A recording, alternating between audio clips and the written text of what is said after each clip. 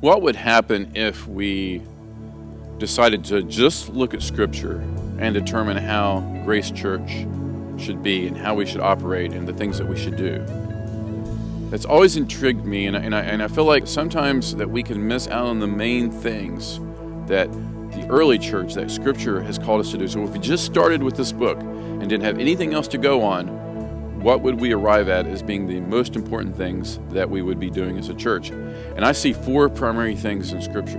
One is gathering. The people gathered together. They came together to worship God. And in this gathering, they looked at the Word, they prayed together, they used the gifts that God had given them to minister to one another. And then you also see this love, like a family, that people came together not just to sit in seats together, but they loved one another. Jesus said it's by our love for one another that they will know that we're His disciples.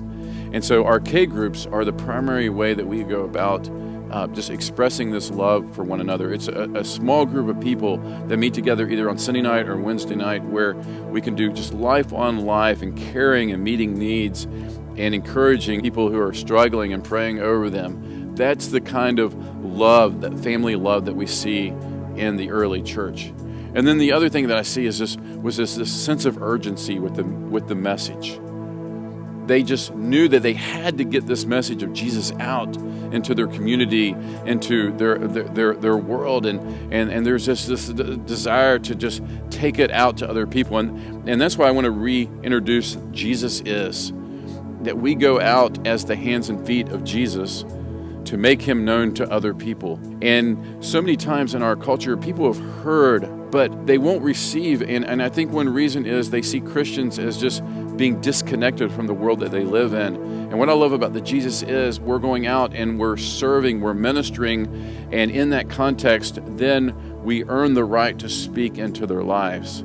And so we see from the example of Jesus that He went out to those who needed a doctor, the sick, those who were struggling with life. And that's what God has called us to do. And so Jesus is a chance for us to see what other people in our church are doing out in the community. And this other thing that I see as I look in the book of Acts and I see what the early church was doing, we see this equipping that was going on, this study of the Word, and not just to get a warm feeling, but that we're equipping other people, we're teaching others so they can then in turn go and make disciples of other people. And so it's disciples making disciples should be the passion of our church as we look in Scripture and see what God intended for the church to be.